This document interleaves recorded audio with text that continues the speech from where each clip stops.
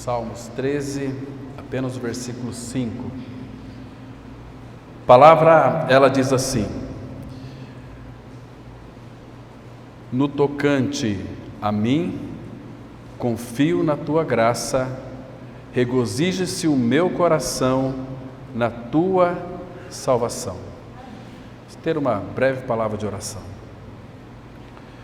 Pai, esta hora bendita de oração, que acalma os nossos corações aflitos, traga a revelação da tua palavra vivificante, tua palavra que é restauradora, tua palavra, Pai, que nos regenerou, tua palavra que está nos edificando. Pai, nos dê graça para recebermos a tua palavra com alegria, para expô-la com alegria. Venha glorificar o teu Filho Jesus nessa oportunidade, porque Ele é o Senhor dessa reunião. Nós aqui estamos debaixo do nome dEle, rendemos a Ti, esperamos tudo de Ti, Pai, porque Ele é a palavra que se fez carne, palavra que habita em nós e nos ajuda pela graça a habitarmos em Ti, porque muitas vezes nós somos tão distraídos do Senhor.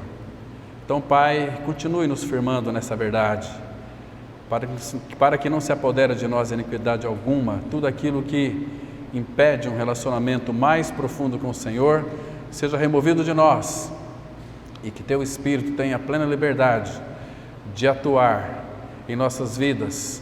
Pai, nos possua pelo Teu Espírito, que a nossa vida seja, Pai, cheia de ansiedade e expectativa em ouvir a Tua voz, que a Tua voz seja clara, que ela venha verdadeiramente descer para o nosso coração e produzir o Teu propósito, Pai, que é revelar o Teu Filho em nós e formá-lo em cada um de nós. Muito obrigado por esse tempo, como somos gratos ao Senhor. Pedimos também que o Senhor tenha misericórdia de nós e derrame chuvas sobre a nossa região, sobre a nossa cidade, para refrigerar o ar.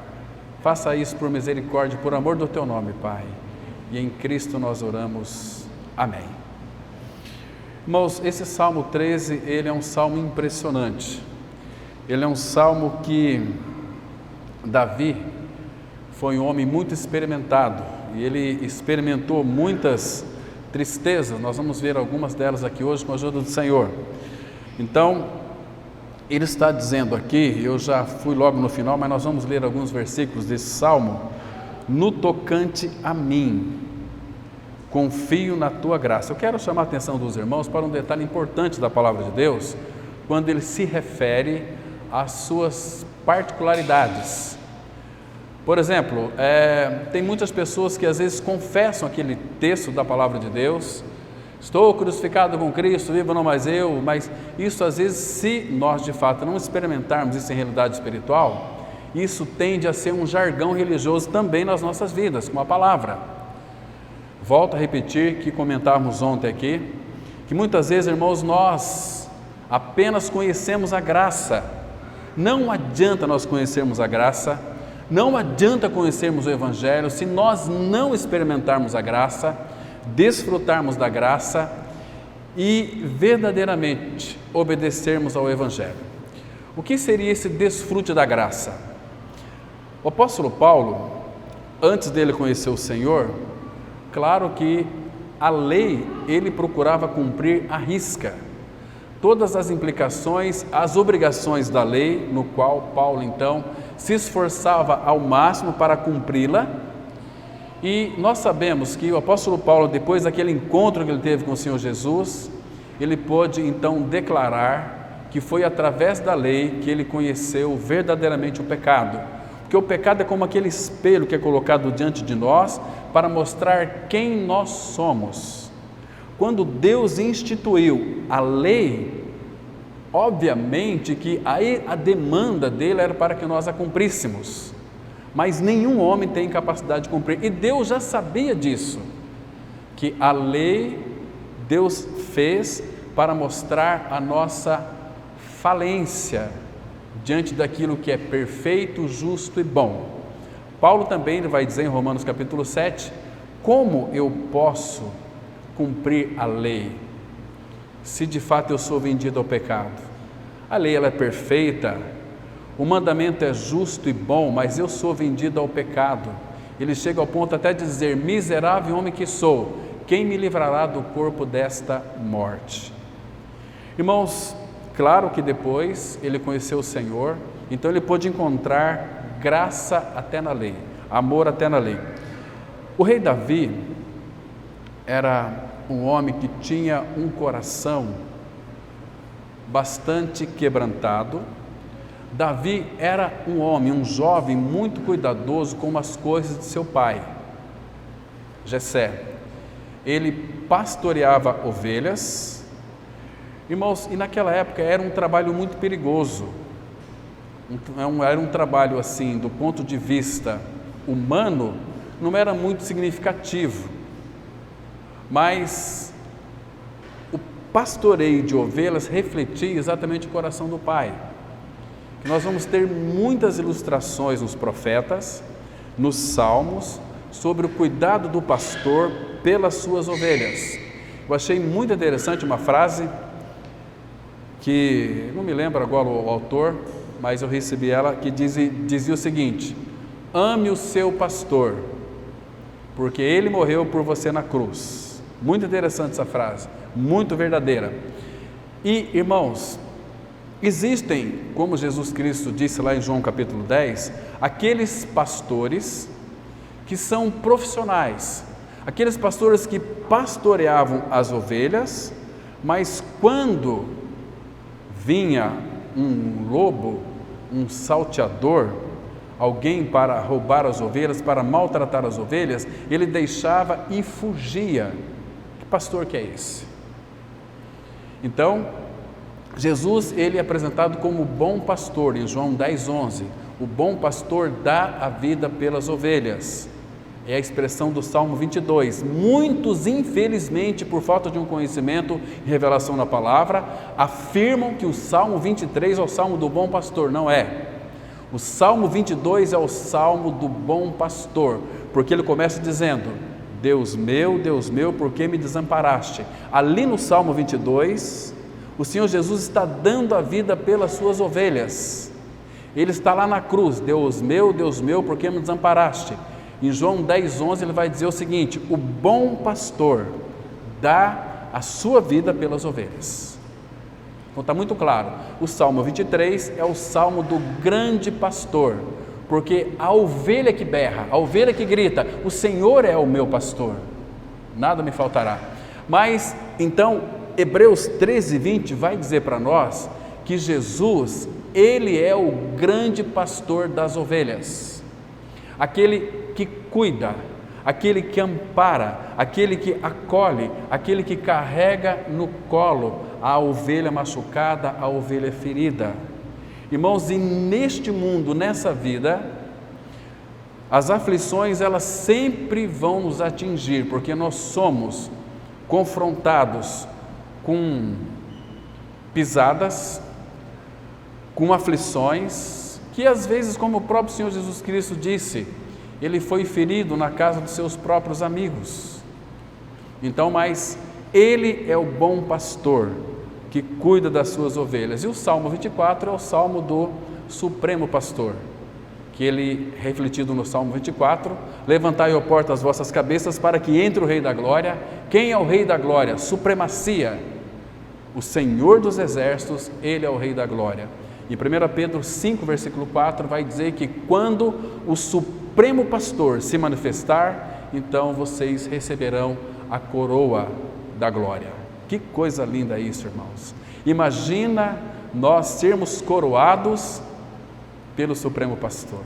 São 5 coroas. Algum tempo atrás nós estudamos as 5 aqui: coroa da justiça, a coroa da glória, a coroa da vida, entendeu? São 5, mas muito interessantes.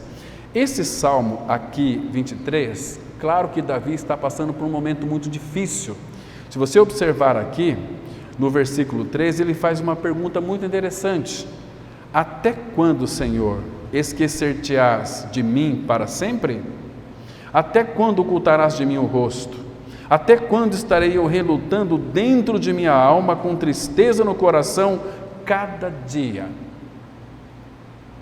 Até quando se erguerá contra mim o meu inimigo? Atenta para mim, responde-me, Senhor Deus meu, ilumina-me os olhos para que eu não durma o sono da morte, para que não diga o meu inimigo, prevaleci contra ele, não se regozijem os meus adversários, vindo eu a vacilar. No tocante a mim, nós vamos já entender isso aqui. Confio na tua graça, regozije-se o meu coração na tua salvação, cantarei ao Senhor, porquanto me tem feito muito bem. O Salmo 13 é um salmo breve, é um salmo bastante útil, ele é também muito instrutivo para cada um de nós. Vamos extrair aqui algumas lições preciosas para o nosso dia a dia com o Senhor, dia a dia com Deus. Isso aqui, irmãos, esse salmo, ele é maravilhoso se nós, eu e você, cultivarmos uma vida relacional com o Senhor, uma vida devocional com Ele. O que é uma vida devocional com o Senhor?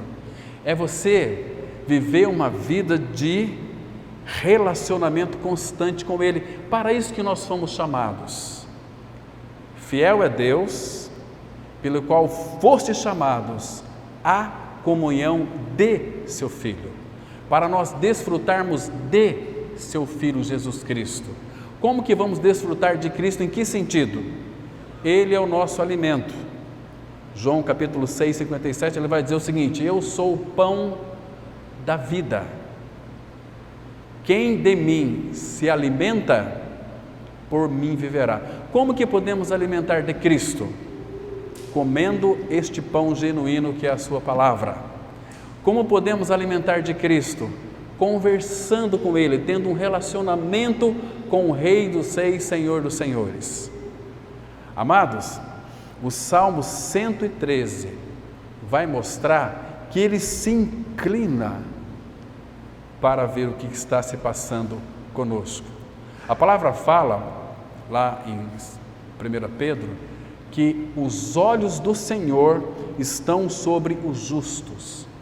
Queridos, quando o nosso amado Senhor decidiu nos amar, Ele estava assumindo uma responsabilidade de cuidar de cada um de vós. Em tudo que você possa imaginar, nas suas carências, sejam elas afetivas, espirituais, físicas, você vai ter o cuidado do Senhor. Por exemplo, nas emocionais.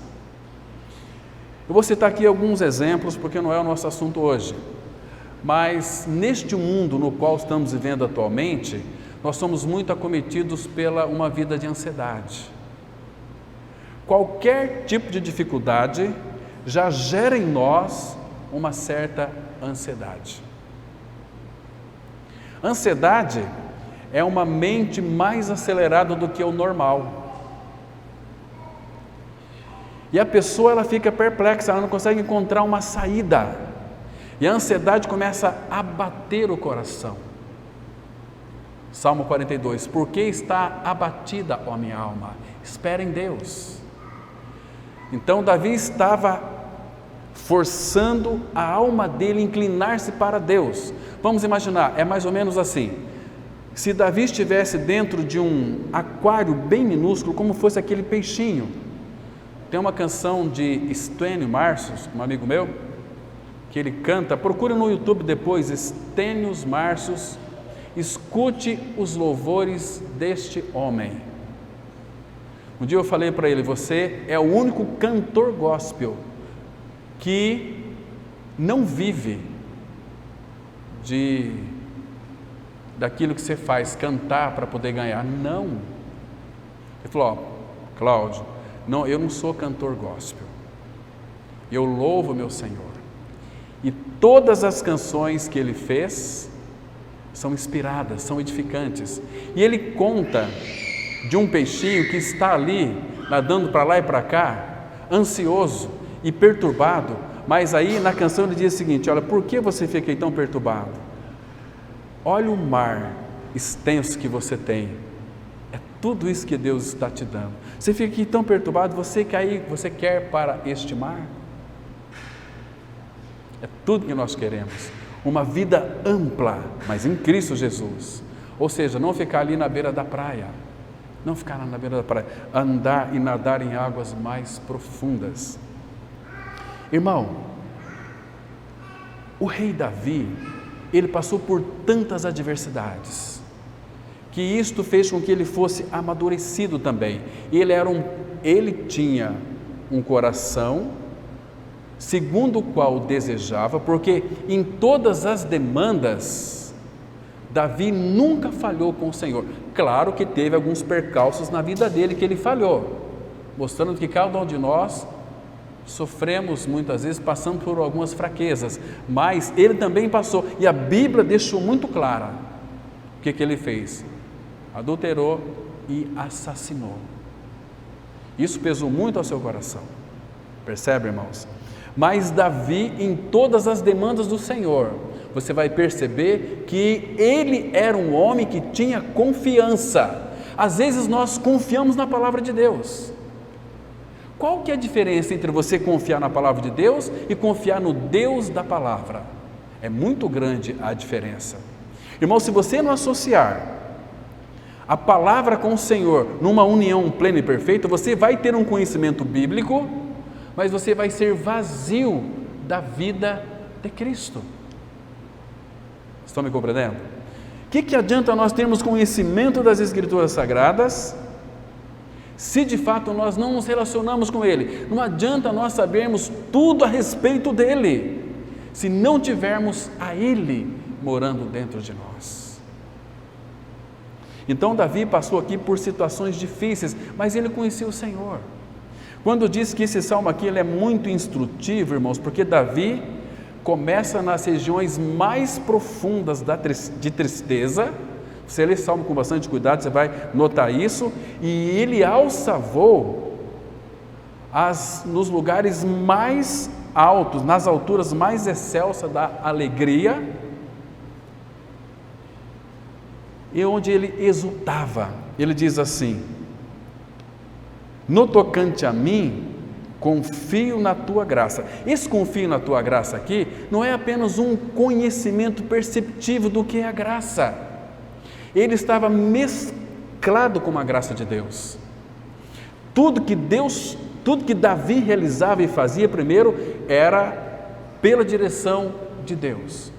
Todas as batalhas de Davi, ele viveu inteiramente numa vida de dependência. Isso significa que a graça de Deus na vida de Davi não era estática, era uma graça que o impulsionava a vencer. Primeiro, quando viu os inimigos, o que Davi fazia como rei? Ele tomava a frente. Primeira coisa, ele virava as costas para o inimigo e se prostrava diante do Senhor dos Exércitos. Senhor, esta era a oração dele. Não era oração longa, era uma oração muito simples. Senhor, este povo que vem contra nós, o Senhor vai entregá-los em minhas mãos? Sim, Davi. Então ele chamava seus exércitos e vamos, e assumia a dianteira. Que líder, irmãos, rei Davi. Então, confio na sua graça. Graça aqui é o sentido, essa palavra graça, ela revela, a ideia no hebraico aqui é do amor de Deus, onde João vai dizer em 1 João capítulo 4, que o perfeito amor lança fora todo medo. Davi, por conhecer o Deus de amor, ele não temia nada e nem ninguém. Se talvez Davi pudesse conversar conosco: Davi, mas de onde vem essa tua força? Olha, uma vez que o Senhor, porque ele confiava no Senhor, no tocante a mim, confio na tua graça, regozija-se o meu coração na tua salvação. Quando nós confiamos na graça, o regozijo é certo, porque ele já tinha convicção da vitória, porque ele cria que a vitória era certa. Irmãos, se vocês perceberem, ler com bastante cuidado o Antigo Testamento, as lutas do povo do Senhor, quando era determinada pelo próprio Senhor, qual foi as batalhas que eles perderam? Nenhuma.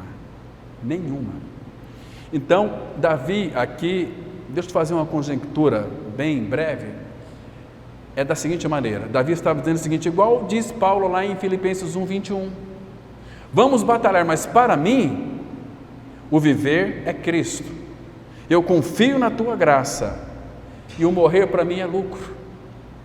Estão me compreendendo, irmãos, a beleza disto aqui? Era um homem feroz, porque ele tinha a força de Deus morando dentro dele. Aqui nesse versículo 5, eu quero ler aqui literalmente como está no hebraico. No hebraico está assim, no original: contudo, eu confio em teu amor, o meu coração se enche de alegria e satisfação em tua salvação. Desta maneira que está no hebraico: confio em teu amor. Que coisa linda! O meu coração se enche de alegria. Irmãos, quando somos inundados pelo amor de Deus, a nossa vida aqui na face da terra, independentemente das circunstâncias, será uma vida de celebrantes, será uma vida de alegria, será uma vida de prazer, de satisfação. Mas, irmãos, tenha consciência a quem você está servindo. Por exemplo, no seu trabalho, quem você está servindo lá? Obviamente que os funcionários cristãos devem servir a Cristo. E quando nós servimos a Cristo, irmãos, o nosso trabalho é um trabalho eficiente, é um trabalho sincero, é um trabalho honesto, é um trabalho feito com amor. Porque o apóstolo Paulo vai dizer o seguinte lá em 1 Coríntios capítulo 16: todos os vossos atos sejam feitos em amor. Será que no nosso trabalho, irmãos, os nossos atos são feitos em amor? Irmãos, eu acho muito interessante, quando eu encontro um filho de Deus, nós, algum tempo atrás, lá na cidade de Arapongas, eu me encantava com aqueles que eram filhos de Deus, porque eles trabalhavam, tinham um zelo, eles cuidavam do seu local de trabalho como se fosse a sua própria casa, com zelo, com destreza. Era um local limpinho, gostoso, a gente tinha até prazer e paz em chegar perto daquela pessoa. Estão me compreendendo? E os diretores da empresa diziam o seguinte: olha, não se envolva muito com os funcionários, para que não perca o respeito. Mas eu conheci alguns filhos de Deus, era tão gostoso conversar com eles. Na hora do almoço, puxa vida, a conversa era assim, porque lá tinha um restaurante, era uma maravilha. Antigamente era marmita, depois virou tudo restaurante. E a conversa era assim, mas graças a Deus, que alimento gostoso que comemos hoje. E dando graças em tudo. Aí, se eu sair de casa e esquecer de orar hoje, Deus vai me castigar. E isso aí, irmãos, não existe na Bíblia. O dia que eu não converso com meu pai, não vou deixar de ser filho do meu pai. Então, o dia que você, de repente, perdeu a hora, vai para o trabalho, mas vá de casa ao trabalho conversando com ele. Fala: pai, obrigado, porque por algum motivo o Senhor fez com que eu perdesse a hora, acordasse tarde. E começa uma conversa gostosa com ele, agradecendo pela noite de descanso, pelo dia. Seja um celebrante. Nós muitas vezes somos muito mal agradecidos, irmãos. Imagina, nós aqui, eu creio que a maioria deve fazer 3 refeições por dia: café da manhã, almoço e jantar. Tudo isso é fruto da providência de Deus. Vocês acreditam que tem muitos crentes que ainda se preocupam com a comida e a bebida e a vestimenta? Nossa, as crises. Aí, por causa disso, eles até anseiam pela volta de Cristo. Ai, tomara que Jesus volte logo, porque as coisas estão se complicando, estão se piorando. E isso é uma grande verdade. Mas, irmãos, nós não podemos esquecer que o apóstolo Pedro traz para nós uma mensagem tão confortadora para o nosso coração. Ele disse assim, 1 Pedro 2,9, vós sois raça eleita. Irmãos, já não dá para celebrarmos a vida aqui, sermos pessoas celebrantes. Vós sois raça eleita, nação santa, povo de propriedade exclusiva de Deus. Essa palavra exclusiva é especial de Deus. Nós somos um povo especial do Senhor. Irmãos, você que é pai e tem filhos, você não vai deixar seu filho padecer necessidade, naquilo que concerne a comer e beber. Você fará de tudo para ele não sofrer fome nem sede, não é assim? E você e eu, nós somos tão fracos, tão falhos, mas lembra que Jesus disse a respeito do Pai? Vocês não fiquem preocupados com o que é a vez de comer, beber ou vestir. Aos gentios que buscam estas coisas, a preocupação de vocês é: busquem primeiro o reino de Deus, e essas coisas, muitos falam em todas as coisas, não é todas as coisas, comida, bebida e vestimenta serão acrescentados. Aquela passagem do Salmo 37, versículo 19, ela é muito interessante. Lá está escrito assim: nos dias do mal não serão envergonhados, e nos dias da fome se fartarão. É Deus quem está dizendo ali. Você acha que Ele não cumpre aquilo que Ele está dizendo? Claro que cumpre. Queridos, quando a ansiedade nos abate, o recado que nós temos da palavra de Deus, que o Espírito nos leva, é para uma realidade muito interessante. Que o Senhor, como eu havia dito aqui anteriormente, quando Ele decidiu nos amar, quem ama, cuida. Abra comigo, por favor, deixa eu mostrar, deixa marcado aqui, vamos lá para Efésios, capítulo 5.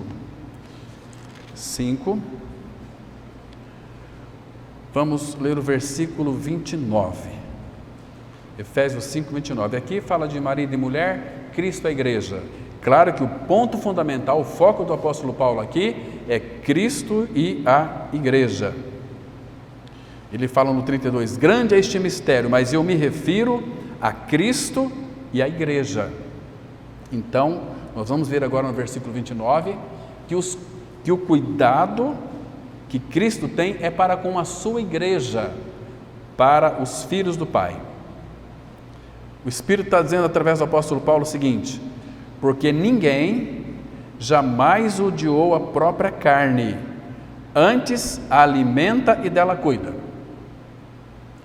Eu sei que cada um de nós não odiamos a nossa própria carne, nós alimentamos ela e dela nós cuidamos. Agora, aí tem uma vírgula, tem um ponto final. Nós alimentamos e cuidamos dela, como também Cristo o faz com a igreja, porque somos membros do seu corpo.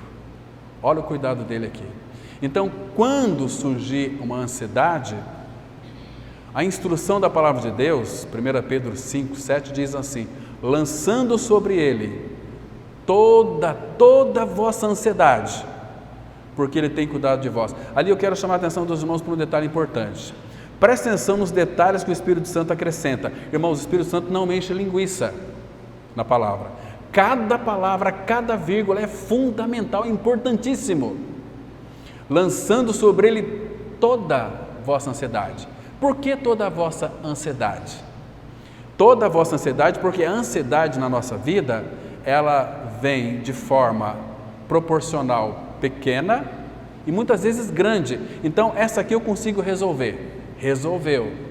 Queridos, lancem sobre ele toda a vossa ansiedade. Aquilo que começa a bater o seu coração, gerar uma certa ansiedade, não fique remoendo aí, lance sobre o Senhor.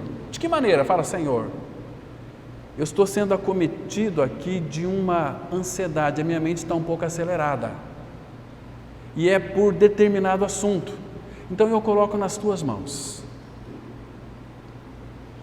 E deixa lá.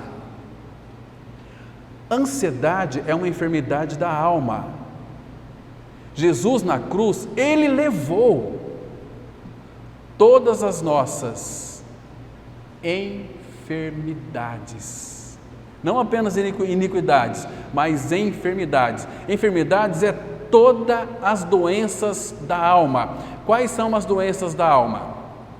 Ansiedade, inveja, justiça própria, querer ser o melhor, gostamos do pódio, gostamos de aplausos. Então, quando nós, de fato, estamos no trono, Cristo continua na cruz. Mas quando nós estamos na cruz, Cristo vai assumir o trono da nossa vida. E uma alma purificada, uma alma tratada, ela não vai ter dificuldade em amar uns aos outros. Porque, irmãos, se a nossa alma não for tratada, nós não conseguiremos amar o nosso irmão e irmã. Você percebe que dentro de uma comunidade nós temos as nossas preferências de gostar de um, de outros não. Não é que gostar de um, de outros não. Aí aqueles assim, os invejosos falam assim, aí tem uma panela de pressão. Não é isso, irmãos. Nós somos a igreja, corpo de Cristo. Todos nós fomos batizados dentro de um corpo. Quem não está no corpo está fora. O corpo de Cristo, ele foi ajustado, coordenado pelo Senhor. Ele nos uniu num só propósito, para que nós vivamos uma comunidade de amor, de alegria, de celebrantes, não de gente de cara amarrada. Gente de cara amarrada é contrassenso. Irmãos, não é muito difícil você conviver com pessoas que só murmuram, é uma negatividade terrível, insuportável. Tudo faz oposição. São pessoas que às vezes atrapalham o avanço da obra de Deus, porque a alma não é tratada muitas vezes. E como que a nossa alma ela é tratada? Primeiro, a cruz. Lembra de Gálatas 5:24? Os que são de Cristo crucificaram a carne com as suas paixões e concupiscências.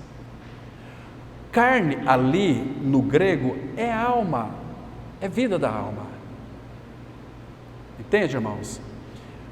Como que podemos ter a nossa alma purificada? Em obediência à palavra de Deus. Quando a nossa alma ela é purificada, quando nós começamos a obedecer a palavra de Deus, mas não na nossa força, na força do Espírito. Eu vou ler para vocês dois textos aqui. Primeiro, vamos lá para Ezequiel, capítulo 36, versículo 27. Ezequiel 36, versículo 27. Esses textos, irmãos, nós temos que guardá-lo em nosso coração.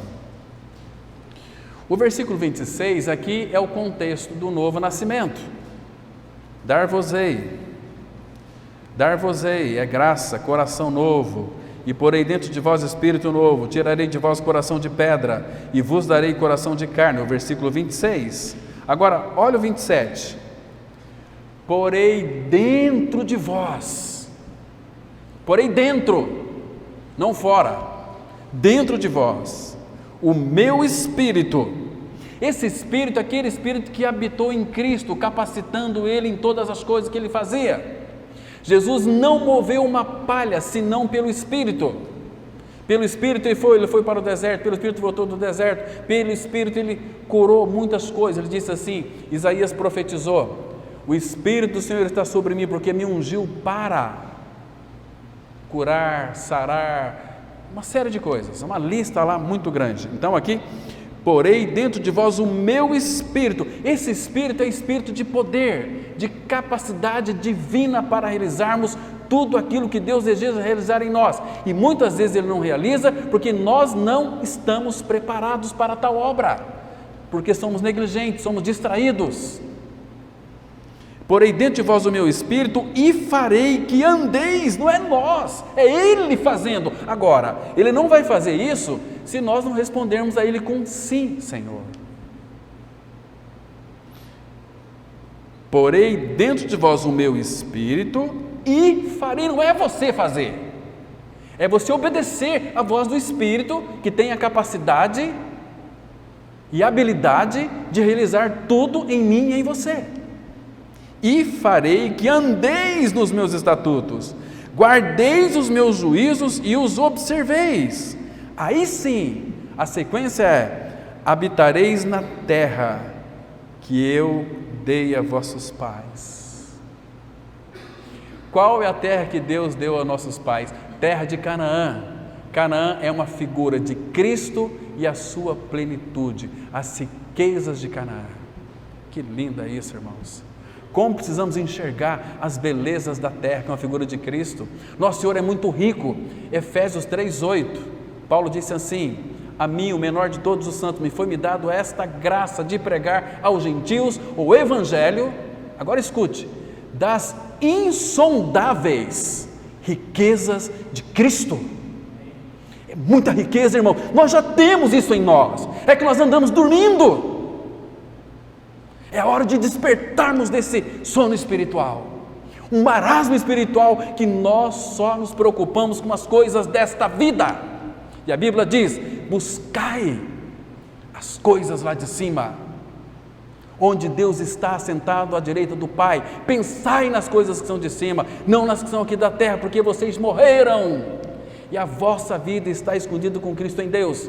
É muito triste quando a gente vê um crente de meia sola que vai para os templos evangélicos buscar bênçãos para a sua vida.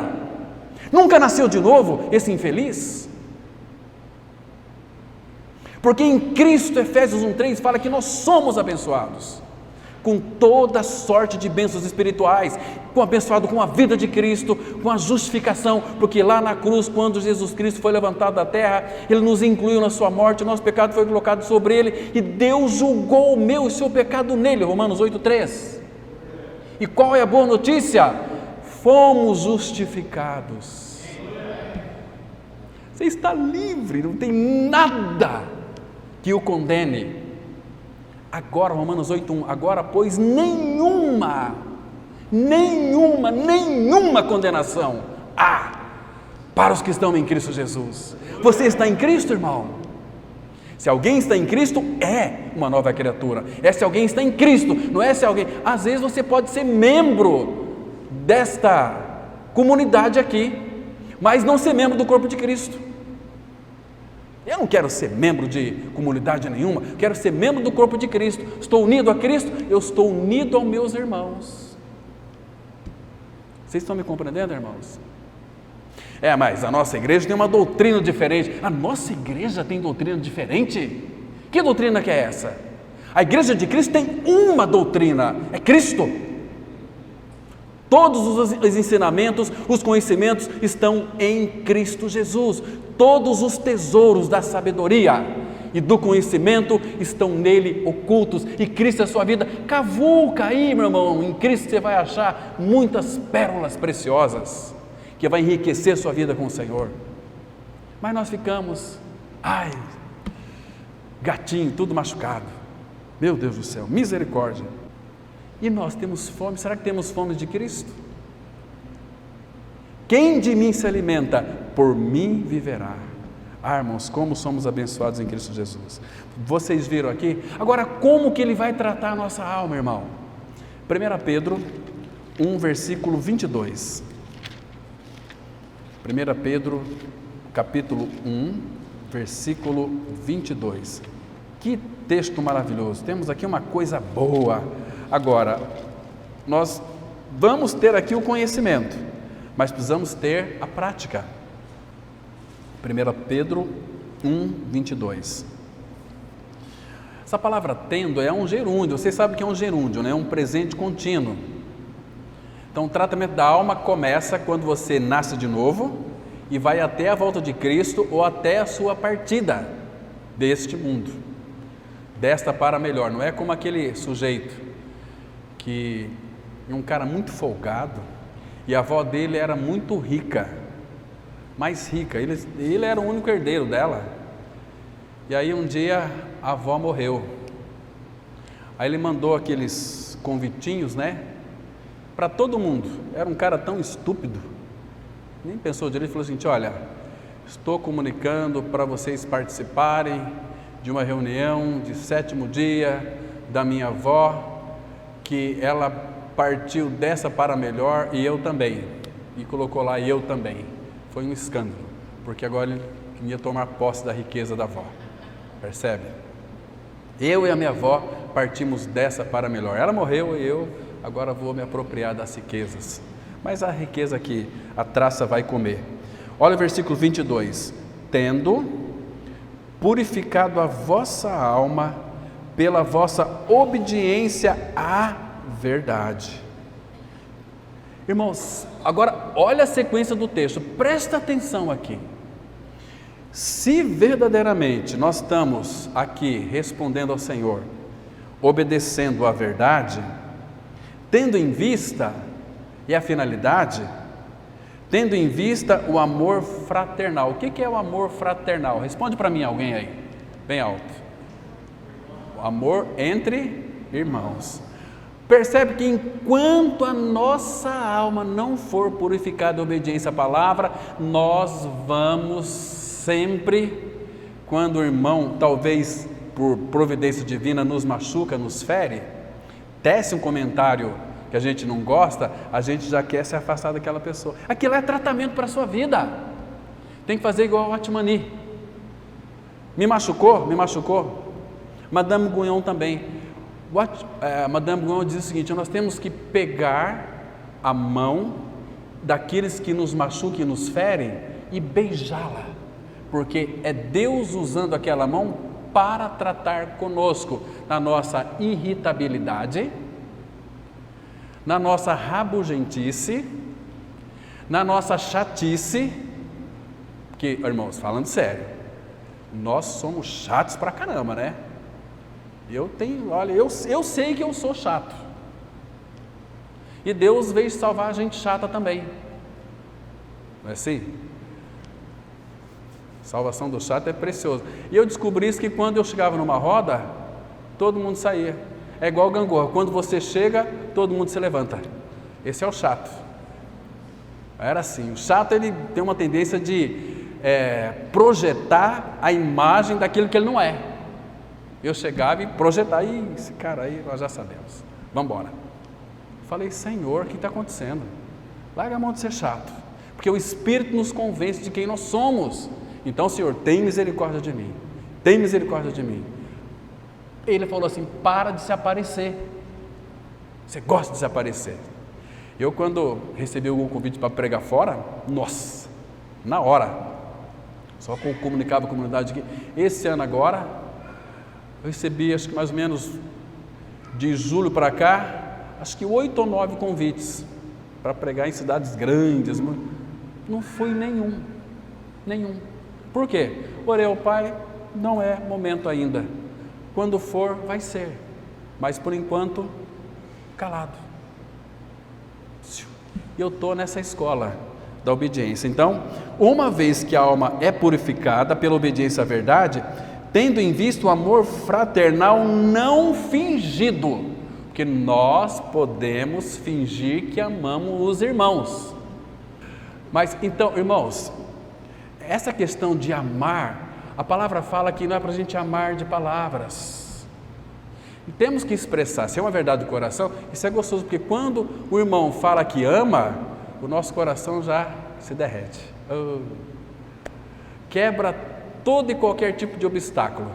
Se você, por exemplo, se o Francisco tiver raiva do Carlinhos, e o Carlinhos falou, Francisco, cara, eu te amo demais. Aí o Francisco fala, Carlinhos veio lá, me deu um abraço, disse que me ama. E eu pensava tão mal daquele irmão, né? O amor, ele nos destrói. Você quer destruir seu inimigo? Ama seu inimigo. Você vai ver uma vida de ser lembrante. Isso é humilhar. Humildade nós podemos fingi-la, mas humilhar não.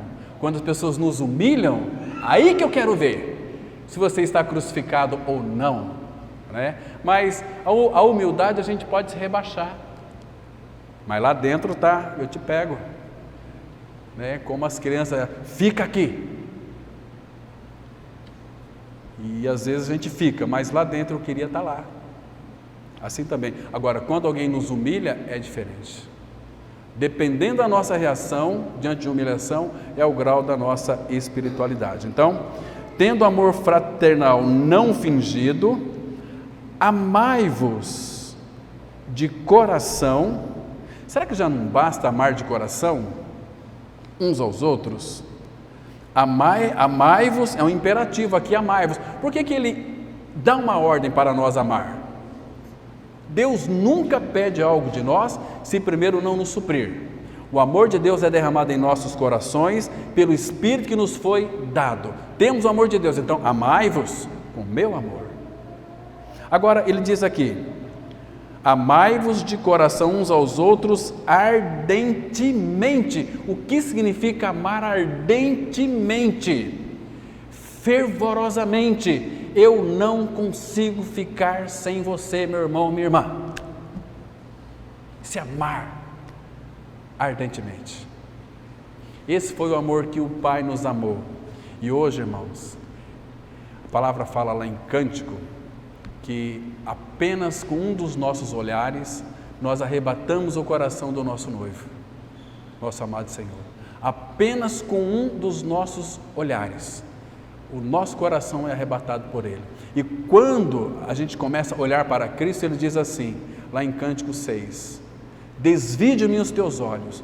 Mas tudo que Ele quer é que nós olhamos para Ele, mas Ele diz assim, desvie de mim os teus olhos, porque os teus olhos, eles me perturbam.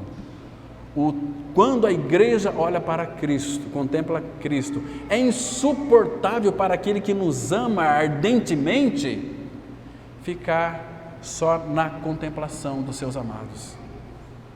Quando a igreja amar a Cristo, todos de igual forma, com amor ardente, irmãos, Ele voltará para buscar a sua noiva. Quando a igreja amar a Cristo, a igreja está preparada para aquele grande encontro com o nosso amado Senhor. Mas, irmãos, nós temos vivido uma vida de celebrantes. Olha, nesse mundo nós vivemos uma vida cercadas de inimigo. Todo quanto é canto tem inimigo, e são muitos. O inimigo de nossas almas, ele nos espreita, ele procura uma brecha em nossa armadura. O Salmo 56, versículo 6, Salmo 56, verso 6, aqui vai mostrar algo interessante. Ele diz que o inimigo nos espreita. Salmo 56, verso 6. O versículo 5 também é bem interessante. Vamos ler o 5 também. Todo o dia torcem as minhas palavras. Cuidado com mensagens de WhatsApp. Cuidado com mensagens de Instagram, Messenger. Cuidado com isso. Porque todo dia torce as minhas palavras. Os seus pensamentos são todos contra mim para o mal. Ajuntam-se, escondem-se, espionam os meus passos, como aguardando a hora de me darem cabo da vida. Está vendo, irmãos? Irmãos, como é que um cristão pode viver uma vida tranquila, despreocupada? Jeremias diz assim, maldito aquele que fizer a obra do Senhor despreocupadamente ou relaxadamente. Irmãos, nós estamos em guerra. As nossas guerras são espirituais. Agora ele continua dizendo o seguinte, dai-lhes a retribuição segundo a sua iniquidade, derriba os povos, ó Deus, na tua ira. E claro, aqui Davi vai descrever a experiência dele tão linda, quando ele sofreu perseguição. Ele diz assim, contaste os meus passos, quando sofri perseguições, recolheste as minhas lágrimas no teu odre, não estão elas inscritas no teu livro? Irmãos, que Deus é esse? Que Pai que é esse? Que Ele conta os meus passos quando sofri perseguição. Queridos, então perseguição na sua vida deve ser uma bênção.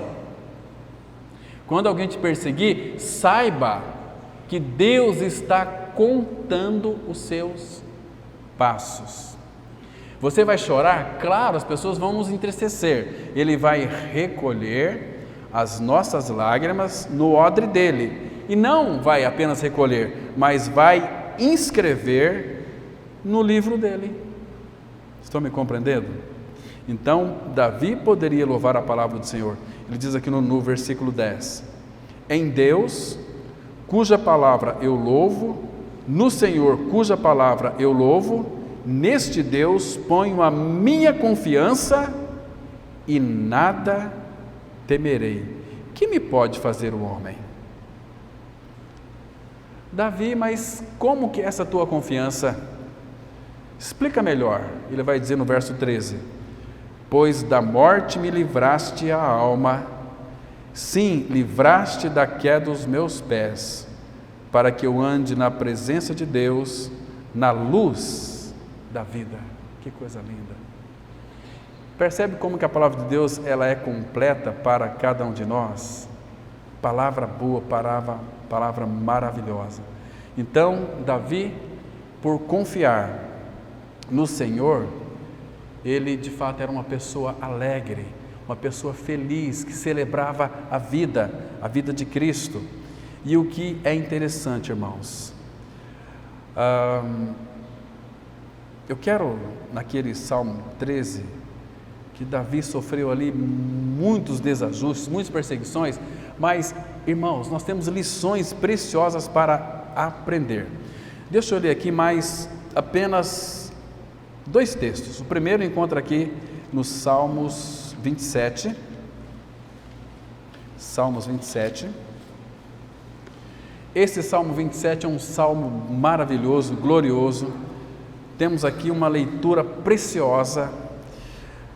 Nós temos que apreciar mais essas verdades da palavra. Assim, lembra lá de Josué 1,5? Assim como foi com Moisés, serei contigo. Então, assim como ele foi com Moisés, Deus é conosco. Assim como ele foi com Davi, Deus será conosco. E Paulo vai dizer que se Deus é por nós, quem será contra nós? Agora, olha o Salmo 27. Vamos ler alguns versículos desse Salmo 27. O primeiro: o Senhor é a minha luz e a minha salvação. Presta atenção, irmão. Se Ele é a tua luz e a tua salvação,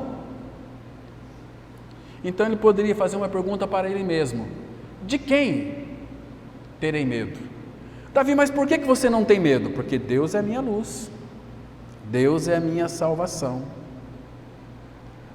Ele continua: o Senhor é a fortaleza da minha vida, a quem temerei? Verso 2: quando malfeitores me sobrevêm para me destruir, meus opressores e inimigos, eles é que tropeçam e caem. Ainda que um exército se acampe contra mim, não se atemorizará o meu coração, e se estourar contra mim a guerra, ainda assim terei confiança. Aí ele vai dizer que cristão é um homem e mulher de uma coisa só.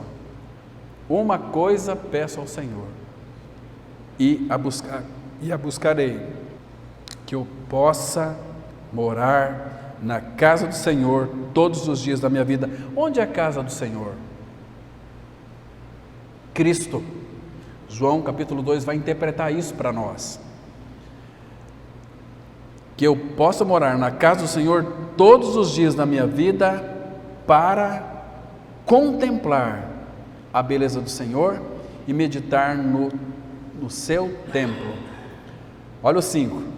Pois no dia da adversidade, e este dia vem para ímpio e para filho de Deus, pois no dia da adversidade, Ele me ocultará no seu pavilhão, proteção, no recôndito, habitação, no recôndito do seu tabernáculo me acolherá, elevar-me-á sobre uma rocha. Aqui, irmãos, toda a segurança que nós temos está numa pessoa, Cristo. Por isso que Provérbios diz assim, 1:33, aquele que me der ouvidos, habitará seguro, tranquilo e sem temor do mal. Temos nada que temer. Que coisa linda, irmãos. Então, queridos, graças ao Senhor, que apesar das dificuldades, apesar das aflições, perseguições, nós podemos viver uma vida de celebrantes. Quanto mais você celebra o Senhor, mais feliz você será, porque a alegria nos tem. Não é que nós temos a alegria, se eu tenho alegria, ela pode fugir, mas a alegria que nos tem, nós somos dele, ele nos comprou, a alegria nos comprou, então nós somos dele, pertencemos a ele e ele pertence a nós. Queridos, você, irmão, irmã, você tem atentado para a palavra de Deus e não ficado apenas na letra? Porque a palavra vai apontar para o Senhor. E a Bíblia diz, vamos ler o último texto aqui, que aquele que confia no Senhor, esse é feliz. Mas atente para a palavra. Provérbios capítulo 16, versículo 20. Aí vamos encerrar por aqui. Provérbios capítulo 16, versículo 20. Olha que coisa interessante aqui, irmãos. Provérbios 16, 20, assim diz a palavra: o que atenta para o ensino, acha o bem. É uma pessoa muito abençoada. O que atenta para o ensino, acha o bem. E o que confia no Senhor, esse é feliz. De onde provém a nossa felicidade? Confiar no Senhor. É o que confia no Senhor, esse é feliz. Então, irmãos, se nós confiamos no Senhor, nós somos celebrantes da vida que o Senhor nos deu nesse mundo aqui, porque nós já temos a vida eterna, logo nós vamos voltar para casa. Amém. Vamos ter uma palavra de oração. Pai Santo, obrigado, Senhor, porque apesar de tantas intempéries, de tantos caminhos íngremes, o Senhor tem sido a nossa confiança e toda a nossa alegria e felicidade provém de Ti para nós, Pai. Obrigado pela Tua palavra, pela liberdade que nós temos de lê-la, de meditar na Tua palavra. Obrigado, Pai, pelo primeiro dia da semana que se inicia hoje. E nós, o dia todo, já estamos descansados em Cristo. Amanhã também, para cada um de nós, independentemente de qualquer tipo de atividade, nós estamos descansados no Senhor. Que esta felicidade invada o nosso coração, pela confiança que temos depositado no Senhor. Torne isto real em cada um de nós, Pai. Tem misericórdia de nós. Nos ajude cada dia mais a não envergonharmos o Seu nome com murmuração, mas faz de nós, pelo Teu Espírito, pessoas celebrantes em meio a este mundo, onde reina a aflição, o desamor e tantos outros malefícios. Tu és a nossa confiança, e aquele que confia em Ti jamais será abalado. Obrigado, Pai. Leva-nos guardados para os nossos lares. E em nome do Senhor Jesus nós oramos. Amém.